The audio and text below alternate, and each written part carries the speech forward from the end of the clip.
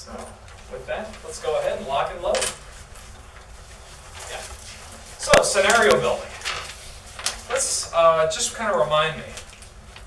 What's the purpose of scenario building again? Why do we do that? To come up with solutions for problems. Yeah, and to kind of come up with an idea of a future situation, right?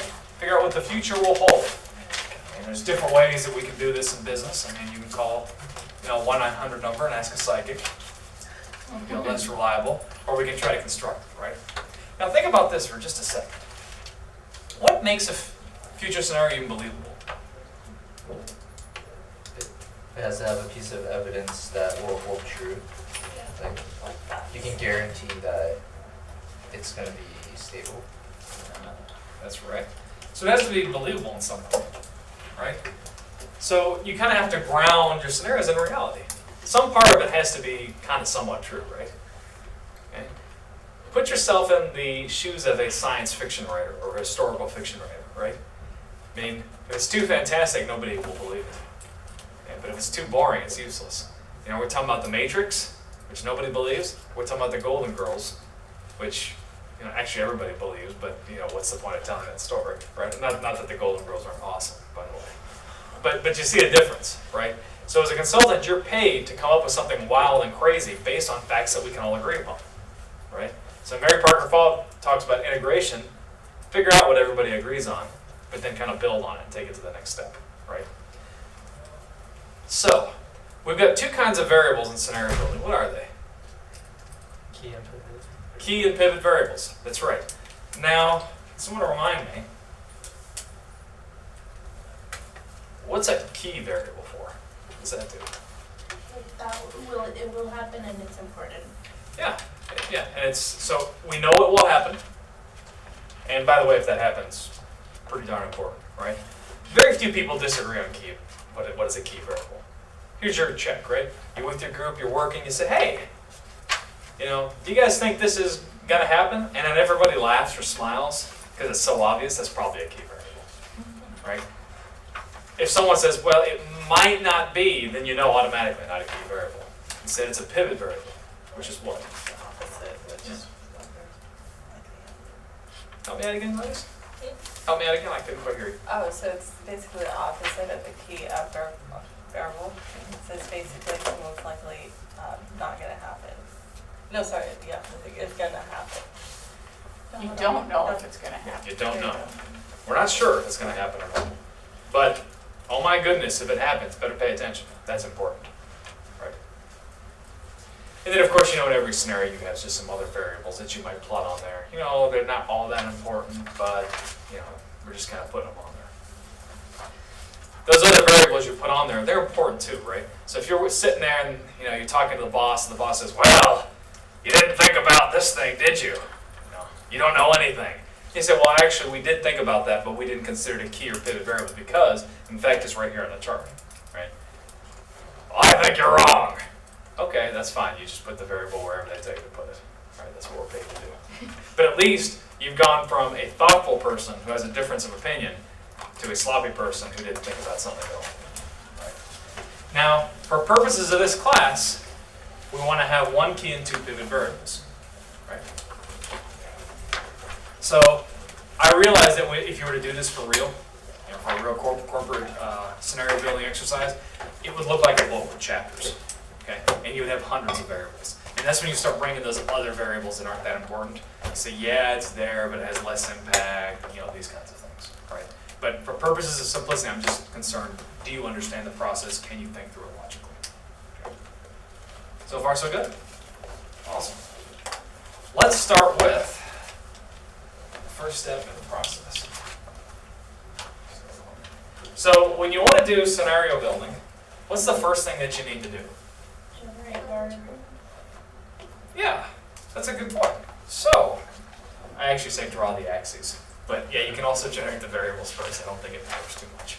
And there's a few ways that we can generate variables. What are they? Now, brainstorming is always a good idea, right? But you have to remember when you're presenting something to a client, you have to have some sort of a technique for brainstorming. Otherwise, you have a bunch of self-important executives who have many things to say, but They talk a lot, but they don't say much, if that makes sense. So you want to have kind of a structure to it, right?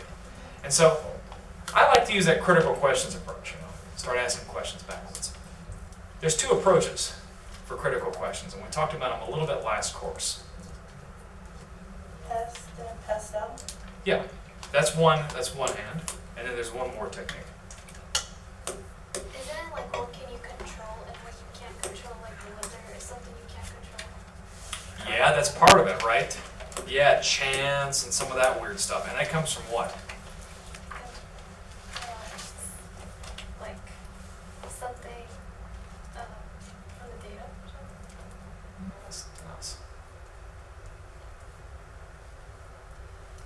Okay. So do you remember in the Snyder book, there was that reference to those kind of circles, the deep historical forces? You know, Oh, yeah. yeah, Snyder. Tammy, I didn't assign you to the videos. Did you see those videos? Yes. Okay, have you watched them? Okay, so you're tracking too. Okay, right? So there's some different ways that we can do this, right? So we'll kind of briefly touch on the John Steiner technique and then build on what you talk about pest, pestle, and pestle. Okay. So, first things first. Right, you got these deep historical forces. And I won't go through all of them because I'm going to generally assume that you had them or you can watch the other video if you do a little bit more if you will, right? So you can ask about deep historical forces. Okay. You have to think about, and typically your deep historical forces can be key or pivot variables, right? Some things in the deep historical forces have already been happening. Like, nobody's going to argue with you that the Industrial Revolution is still taking place. Pretty obvious, right? That's a deep historical force. Okay. But other things, they might, especially when you start talking about pivot variables. Like, what's going to be the next big thing? What if there's bad weather? What if, the plague happens again? These kinds of things that we can't control. But they change human history in some unchangeable fashion. That's what a deep historical force does. Industrial Revolution, it's coming, we're scared. Okay? But maybe the sharing economy, that's the next big thing. So we can't predict that, but that's important. Remember we talked about the nation states as a deep historical force? And yet there's movements that undermine nation states that we can't predict. Like the Soviet Union or the European Union. Right? These are undermine the nation states. Then you got the external environment.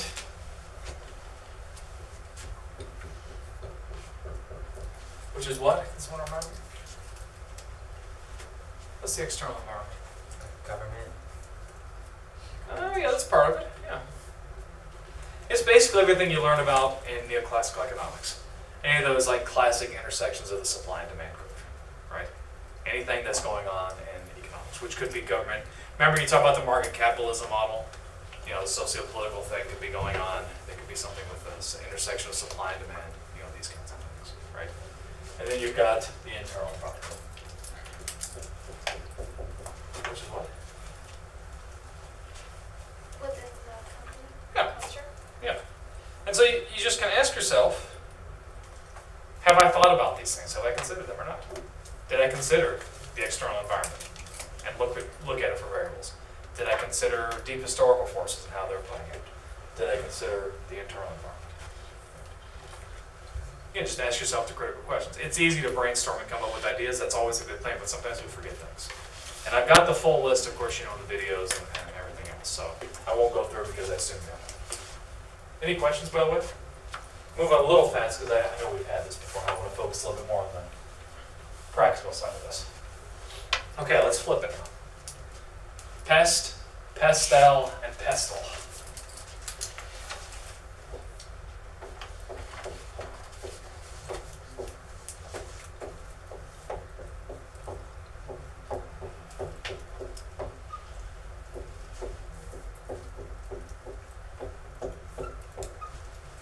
Bam.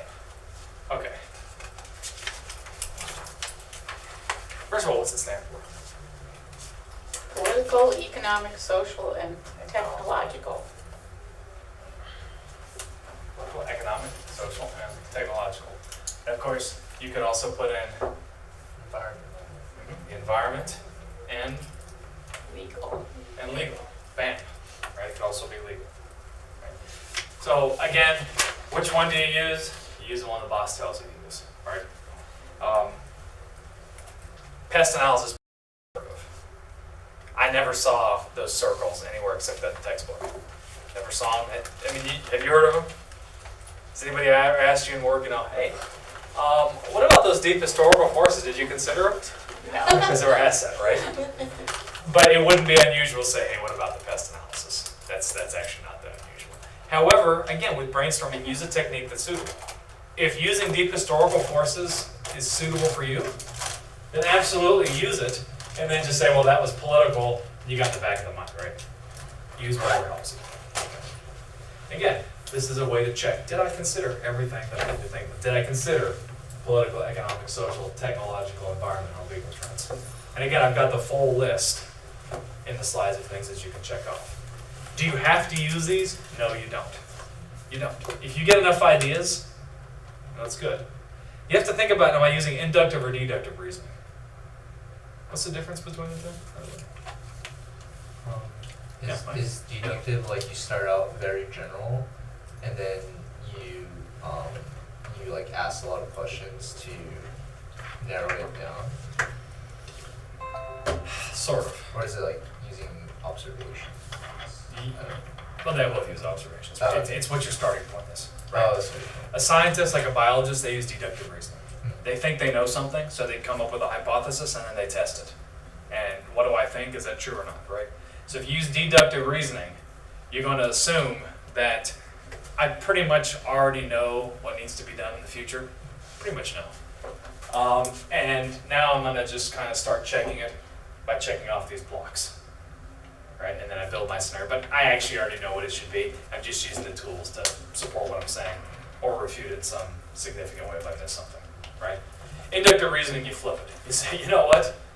I have no idea what's going on, so let me use the tools to help me try to figure it out. You guys see the difference? I know what's going on, I'm using a tool to validate it. I have no idea what's going on. Let the tool help me figure it out. Is one right and the other wrong? No. So use the tool to support what you have to say, use the tool to help you figure out what you need to say. Does that make sense? So do scientists use like inductive reasoning, or is it dependent? Technically, the scientific method is deductive reasoning. Yeah. But they, of course, I mean, sometimes you just don't even know enough to have a hypothesis. So inductive reasoning is appropriate. I mean, a lot of sociologists will use inductive reasoning, right? I have no idea what's going on. So I'm just going to go in the setting and take a lot of notes and then theorize about it later.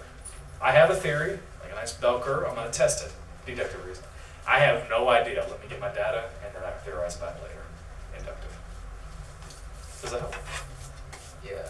So just, But then does that mean like, so inductive reasoning, you can come up with like different opinions based on the same data? oh, sure. Yeah. Absolutely. I mean, that's kind of the advantage of it. Or the fun, or the torture, depending on your perspective. So far, so good? So, we have some idea about our variables. Now, here's going to be our exercise. And it will kind of mimic the assignment, actually the last part of the assignment. So what we're going to do is we're going to pick a firm. Any large company, all right? The CEO says, you know what? Overpaid consultant, I need you to tell me what's going to happen in the future and what I should do about it. So it's not just what's going to happen in the future, but also what should I do about it. Okay, so it's two parts. So let's start off. Help me out. What firm do we want to choose? Hershey's? Yeah, why not? Let's talk about Hershey. Okay, great.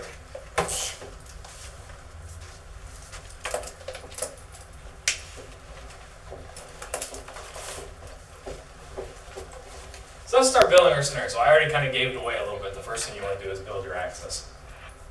Right?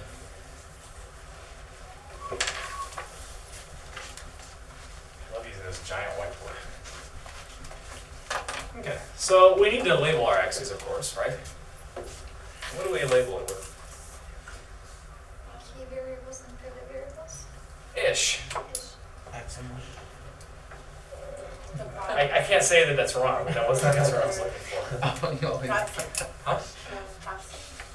I don't know why you don't like it. Is it like, one of the axes is like how, Impact and and Yeah. Confidence. uncertainty. Confidence. Bam. Well, I just studied it This before I was take fresh. the other class. She has a Dude, you're on fire. I know. So, Tammy, you're gonna wind up taking the 3080 as part of Uh-huh. it, and it's hopefully you take with me, by the way. Yeah, And it's gonna be such a breeze. So, do we want to put impact and uncertainty? You know, how do we want to put these up? What do we think? Impact on. impact on why? If I use green, can you guys see the back? If it shows up on the screen. And it does. Cooking with bacon today. All right. And we've also got, we're going to say uncertainty at the bottom, right? Yes. Okay. You can also say certainty, and you can also flip these. Just remember your variables will cluster very differently, right? So if you put, you know, uncertainty is high, uncertainty, that would be your key, that would be, excuse me, your pivots over here. If you do certainty instead of uncertainty, you know, your pivots will be on this side still, that's all, okay? Of course, you want to make sure you label them, right? High to low. Okay. Now remember, I mean, I just like a very generic high to low.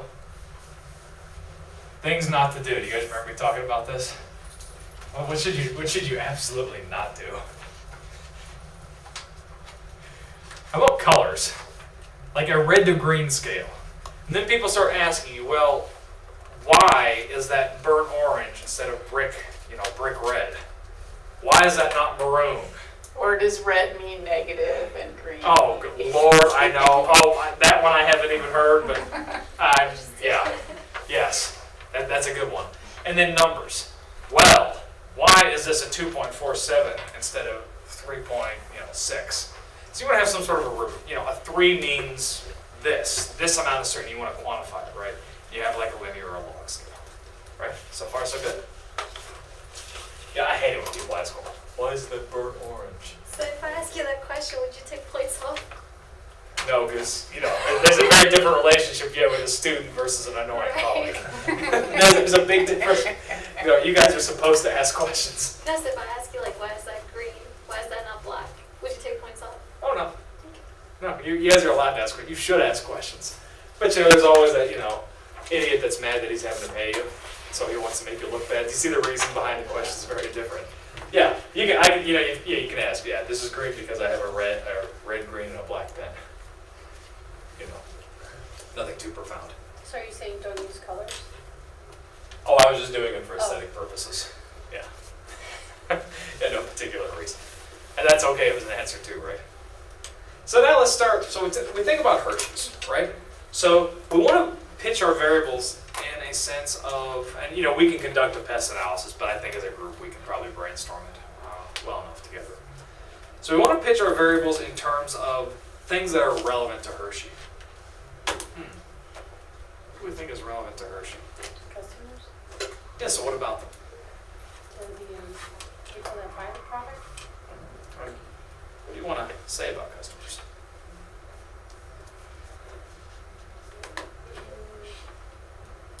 So let me give you some questions to structure your thinking.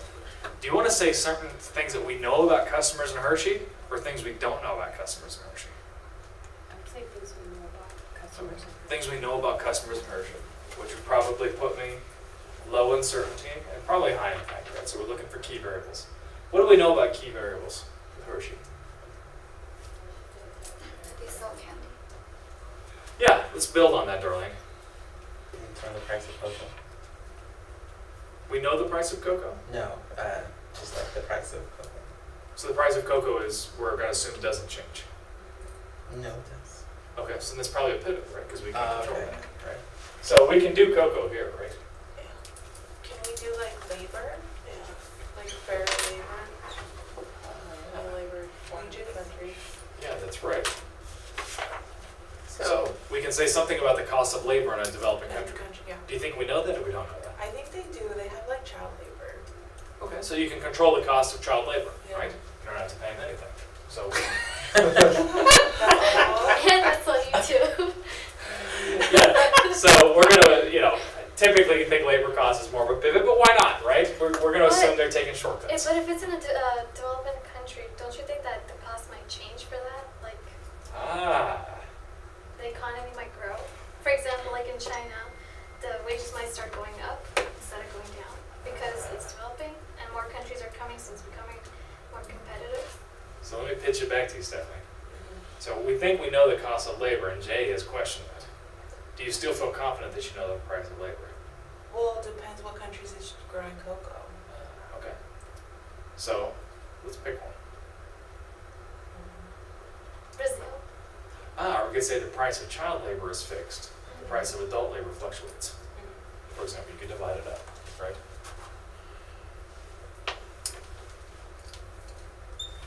And by the way, there's no particular scale here. I'm just kind of putting them all together. When you do this for real, you'll kind of adjust them around, right? You can say adult labor. So this is an ethics class, so we're talking about child labor, right? That's right. But you have to talk about, you guys take entrepreneurship with me. We talk about illegitimate and illegal forms of entrepreneurship, which is extremely interesting. So, there's something else though that I think, I want to build on what Cindy said. Customers. Can we assume that people like chocolate and that they'll continue to like chocolate? I mean, that's hopefully reasonable, right? We like chocolate. Yeah.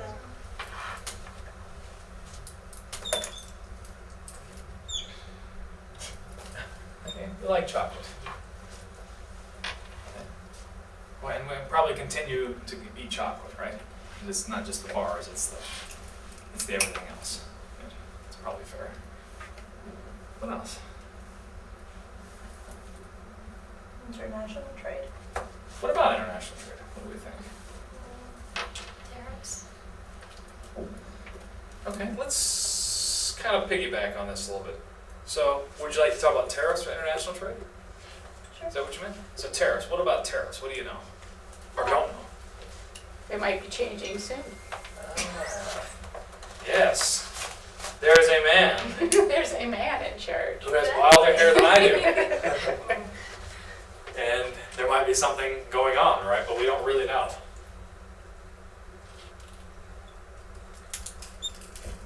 Okay, we have no idea. If I knew, I'd be investing in some way and making a profit off it, right? Okay.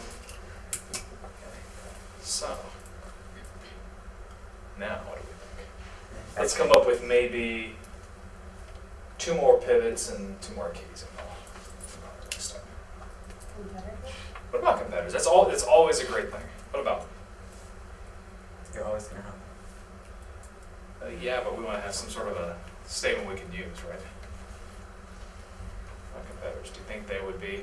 Okay, so if you were tied into something like 5 forces, which you guys may have taken. Have you guys had 5 forces yet in any of your classes?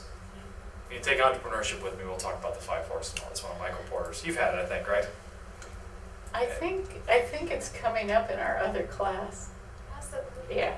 Okay. So one of the things of 5 forces, we talk about competitors, right? And one of the things we can talk about is the threat of new entrants. New people jumping into the marketplace. And new entrants we typically don't really know. I mean, they are the next big thing. We have no idea what they'll be. Yes. Right? And we can understand new entrants. New competition.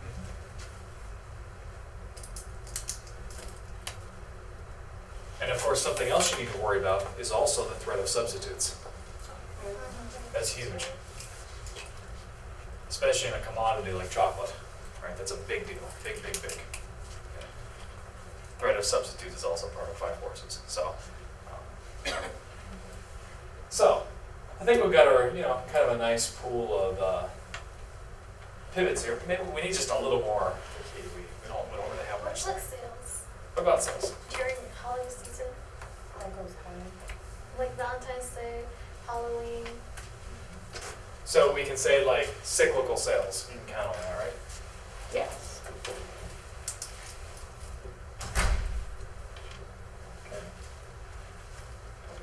What else we have? You said population is increasing, or it's constant, like above constant. Yeah, population's growing and then at some rate, we can make an assumption, right?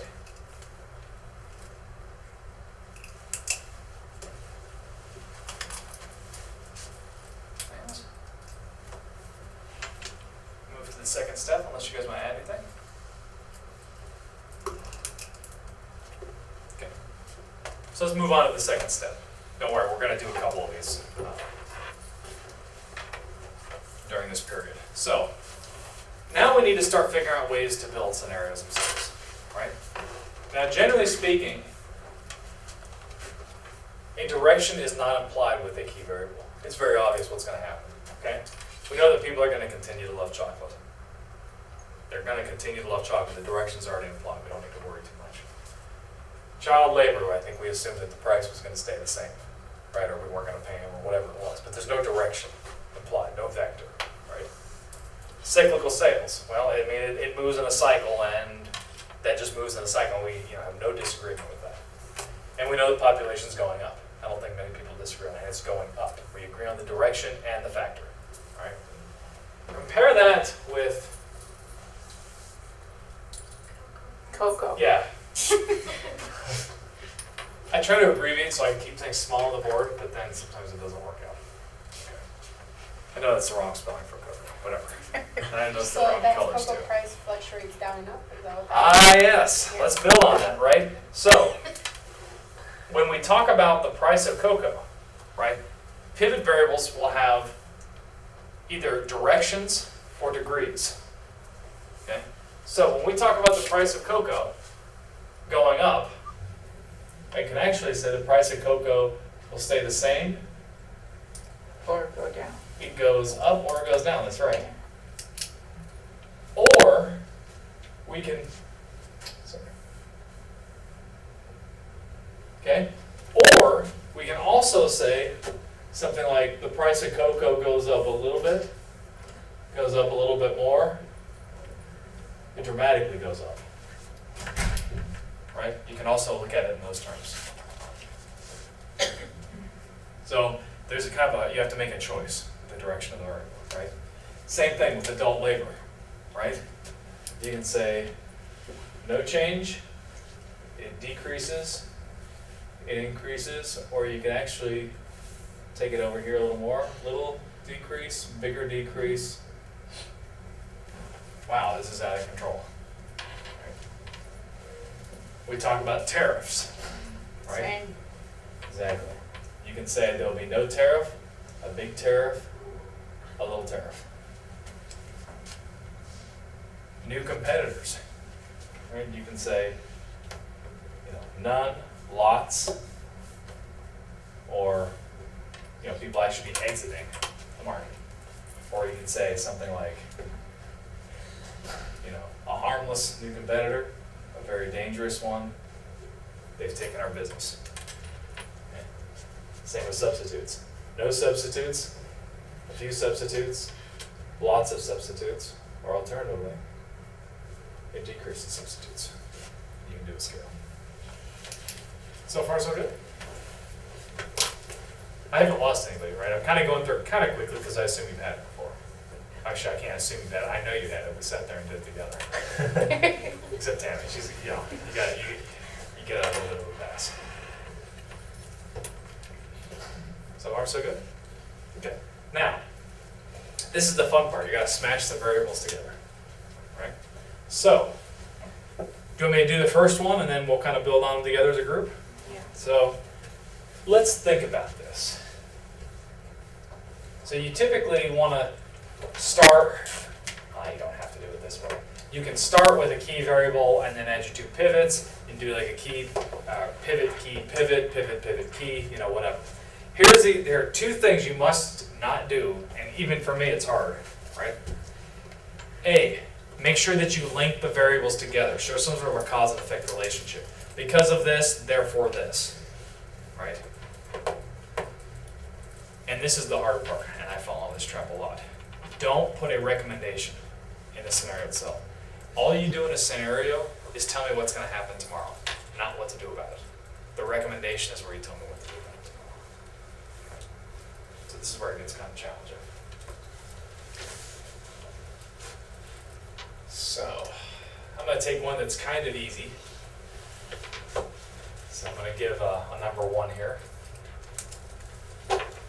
So people will continue to love chocolate. 1 plus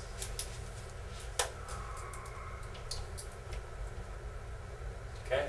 I'm going to predict the man with the hair is going to have a tariff on chocolate. I'm going to call this number 2. A, B, C, 2C. Okay. The man with the hair is going to have a tariff on chocolate.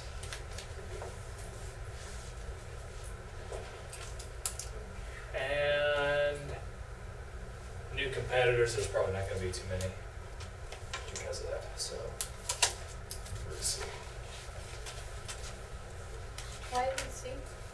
Oh, I'm just putting like A, B, C, D, E, F. Just so I don't have to rewrite all that on there. So when you divide up a pivot variable, you would usually give it the number and then like a letter to go with it. So wouldn't it be B? A, B, C. The top one, the 2. A, B, C. I've got a dash here for no For no change. no tariff. Oh, so what's the arrow for? Working on. Oh, I'm just drawing here that there's 3 choices. I realize that's confusing. Yeah, this arrow just means from Tariff's tariff. going up. I just take this off to make things through. So 2A. Oh, now I have confused myself totally. Okay, Yeah, fair enough. So, that's- yeah. You're just Why? messing with him, aren't you? So that's what I was wondering. At least the tariff's going down, is that what we're looking There at? we go. Yeah. Okay. Yeah, you got me. Okay.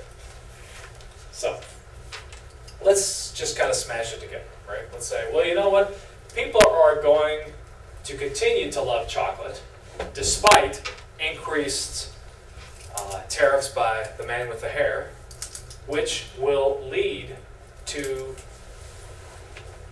oh, let's make this a little bit more logical, Yeah. How are we going to- because that doesn't make any sense what I just picked out, does it? It could, I mean, Well, yeah, I guess. people love chocolate, but with tariff going down, Wouldn't the cocoa, the demand of cocoa be more? No, it looks like the tariff went up, right? tariff went Yeah, I up. just said tariffs are going up, and so there would be new domestic competition, Yeah, that's- Yeah. for example, right?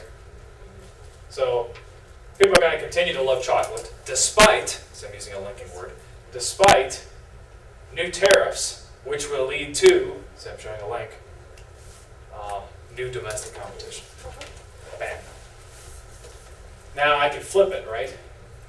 I could say 3B plus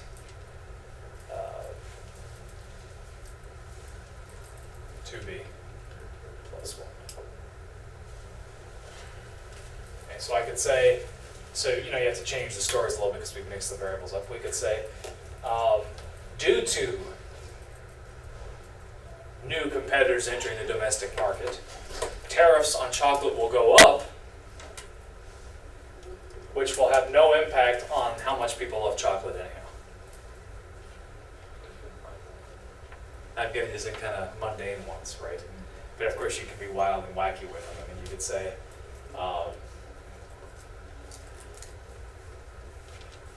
let's see, child labor costs will remain the same, and adult labor costs will go down, which will lead to new competitors entering the chocolate market. I mean, see, that's kind of weird, right? So Yeah, because because if labor went down, you'd be more competitive. so there's more of an incentive to go into chocolate making because you cannot pay kids and you cannot pay adults now too. Right? You see, it's wild, right? But here's the beauty of it. Usually it's the wildest scenarios that are the most valuable. When you sit there, it's like, that's ridiculous. That's probably actually a pretty good scenario. The story about Shell? Shell they were the ones that really popularized scenario building. And they said, what if there's a geopolitical crisis and all of a sudden we don't have access to oil? Like, it sounded pretty ridiculous in the 70s, didn't it? Oil was always going to be there. Right. But you know what? That's fine. They had a contingency plan in place. And when that actually happened, nobody predicted this Iranian oil crisis thing. Shell was the only one prepared for it. They thought it out, they brainstormed it, they were ready to go. So usually the craziest scenarios are actually the most useful ones. So nothing is too crazy. Worst things worse, we say, we don't like that, but let's go ahead and do the exercise and we'll put it aside. We've at least got it on the books. Does that make sense? So there's a real value in the crazy things. So what I thought we'd do as a next step, let's build some together. And then we'll shift to recommendations. Is that a hand? No. Darlene, you've been quiet today. Can you help me out? Okay.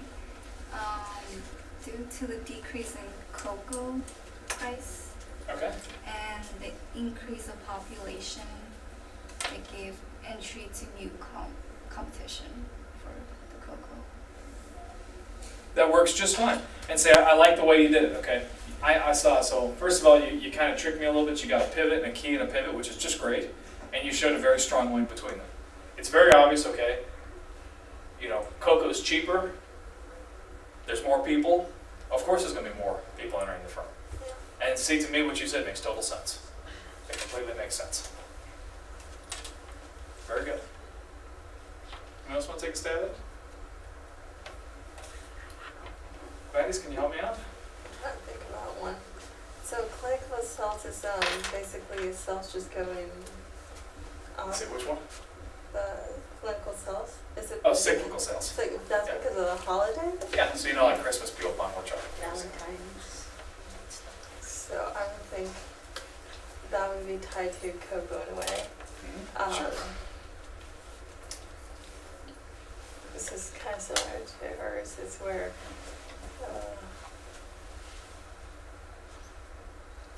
maybe like the price of cocoa, the purchase of demand for cocoa will increase with cyclical cells, which would produce or it could also increase. I was thinking of a new competition, but also I was thinking about substitutes for the same. But would increase adult labor? Yeah. Yeah, that's right. So, yeah, I mean, you can actually pitch it away. At a seasonal level, adult labor price goes up. There are temporary competitors during the holiday time. You think of like, you know, Peeps. You know Peeps? Yeah. And they like come around during the holidays. And I think Peeps and Cellos are made by the same. They didn't have them out there for Christmas this year. You know the chocolate-covered cherries, the Cellos. Oh, yeah. I didn't see them this year though. They like ruin my holidays. You guys know what I'm talking about? They don't have alcohol in them. They don't have. Do they still make those? Maybe not. I didn't see them. I looked all over. Didn't have them. It ruined my when I was holiday. young, it was like a big No, even like 2 years ago, I said my mom used to send them to me when I was in grade school. Even in France, like I got a package of Cellos. So, but you can also, I mean, they're great by the way. But anyhow, but you can also argue about the substitutes, right? Because during holidays, I believe that there's a lot of substitutes that we don't see during the year. Yeah. Yeah, we just can't get. Because that's a good time to actually sell candy because everyone's just trying to buy candy. But sometimes people want to go cheap, so whatever substitute that's available, they'll buy it. Yeah. You got it. And you see the way that you've done it. All three of those possible scenarios make perfect sense. They all work. One thing that I want to talk about, how we're kind of picking out the scenarios. You got a few choices when you do your scenarios. You can actually pick the same three variables across the way, like the same key and then two pivots, and then pick like different directions. And you can actually bet big on a certain kind of a future, or you can kind of spread your bets. I mean, that's also a possibility. So just like what you did, you picked two of the same, and then the third one was kind of different. Or you can actually pick 9 different variables, right, for across these scenarios. Whatever you want to, whatever combination of things you wish to do. Yeah, shoot. Due to child labor, cocoa is cheaper, and there's new competition. Yeah, sure. So because kids are working for free, we know that the cost of cocoa is going to be cheap. And therefore, that encourages people to enter it also. Makes total sense. Right? What about due to cocoa prices rising, Mm-hmm. but people still love chocolate and there's only a few substitutes out there? Let me run that. It might increase So the. Cocoa it might is going increase up? the substitutes. Yeah. Cocoa Or- going up or with people Coke. still loving chocolate, Mhm. and so there might be a few more substitutes in the market now. Mm-hmm. Yeah, makes total sense. Yeah, and I didn't like the way you mixed up again a pivot, a key, and a pivot. It's great. Mike? You did like like 2 key variables? So, yes and no. I mean, I don't expect you to do 2 keys for this assignment. You want to have some sort of a balance. And I like a 3-to-1 ratio. So if you did like 2 keys, you almost need like 6 pivots, right? Because you want to balance the fantasy and the reality together. Otherwise, it gets kind of too boring. If that makes sense. So when I said, for example, chocolate goes up and there's cyclical sales, therefore we're going to have new competition. It's like, well, it's kind of obvious, isn't it? Why did I pay all that money to tell me that? Right? Whereas if you have, you want to add more kind of imagination and fantasy to it. Again, think of, do you want Lord of the Rings with too many pivots, or the Golden Girls with too many keys? Or do you want something kind of in between? Does that help? Yeah. So, what I think we'll do at this point, is everyone comfortable with this so far? I love teaching you guys. You guys are on a roll. Okay? Let's build another scenario. Just make sure I'm doing okay time-wise. Oh yeah, we're doing just fine. So let's build another one, and then let's build a recommendation off of it. Okay. So, first part. Let's build a scenario. Hey, just pick a new one. Lens, can you help me out? With this one? Or Yeah, just pick one. Yeah.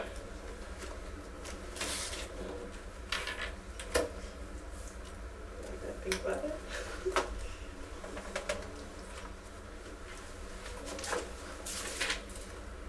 So if you get confused, just splatter a bunch of variables together and see how it comes out. That's And what I'm sometimes doing that's in kind my of the head. fun. Yeah. Okay, so scenario. So different one, I could, let's see.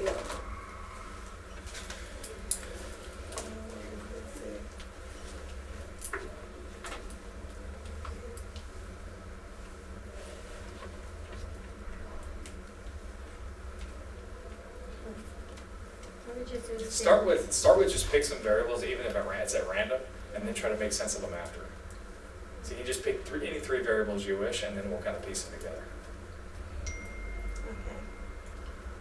So I'm going to try to use population. Okay.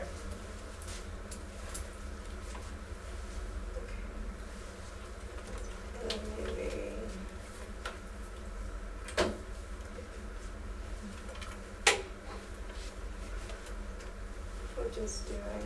we'll do substitutes and Which one do you want to pick for substitutes? increase. Okay. Big or little? Let's do a big one. Okay. And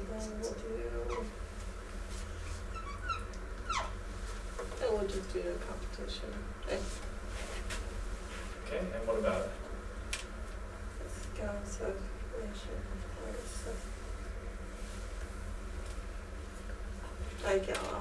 I'll do increase. And a lot or a little bit? Or just regular? Let's just do regular. Okay.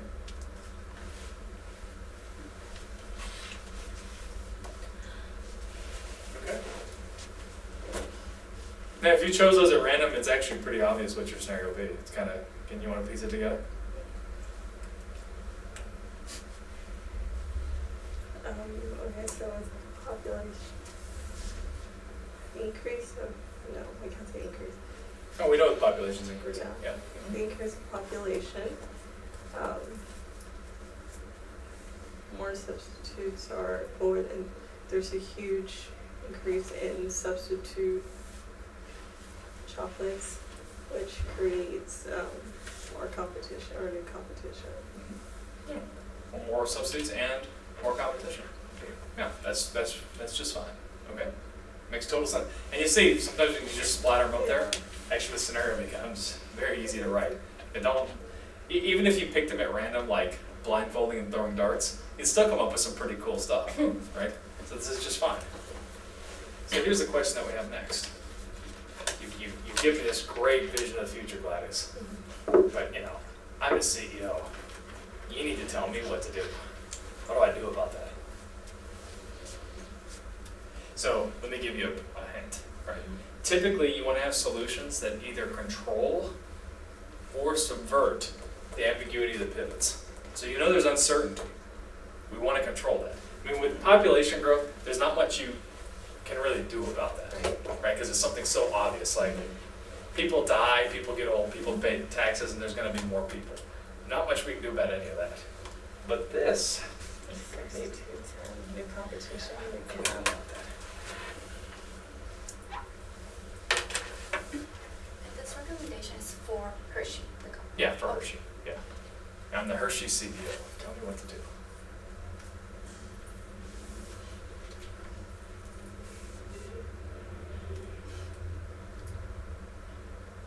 We're giving you a recommendation. Yeah. So recommendation like,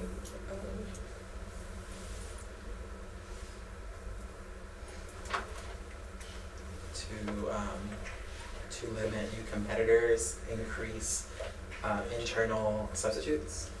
Yeah, new products.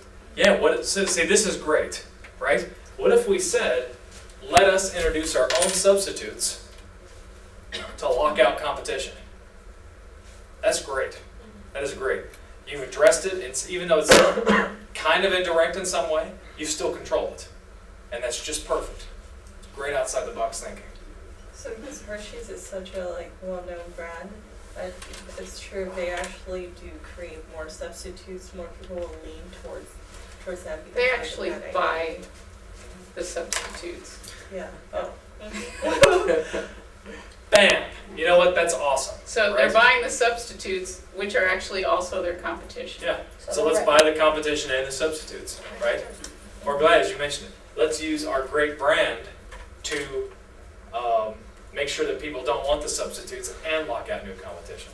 See this? So man, we've just come up with what, 3-4 recommendations, and they're all very good ones too. Of course, then the second step, which is beyond what I'm expecting of you, is then well, how do we lock out the competition? All that stuff. And those are kind of more things for a strategy class. But you see how that works? Should we Sell do? the substitutes at a lower price. You said buy new competition Yeah. and what? Buy the new competitors, and buy the people that produce substitute products. And they actually do that. Yeah, They bought one of the health food bar companies. And Darlene, I didn't hear quite what you said. So sell the substitutes at lower prices than the competitors. You get your own substitutes, you sell them at a lower price, and you lock out the competition. Bam. You guys are on a roll. Here's the question that I have for you guys at this point. So first of all, I'm very pleased that you guys remember as much as you did. I think you have no idea how happy that makes me. When I teach it on to some of my other students, like they've had me like a couple times before, and it's still like, oh, I'll do it again. So first of all, awesome. Okay. Second thing, do you want to do another one, or do you want to shift to Taylor this one? One more. Okay, let's do one more then. Okay.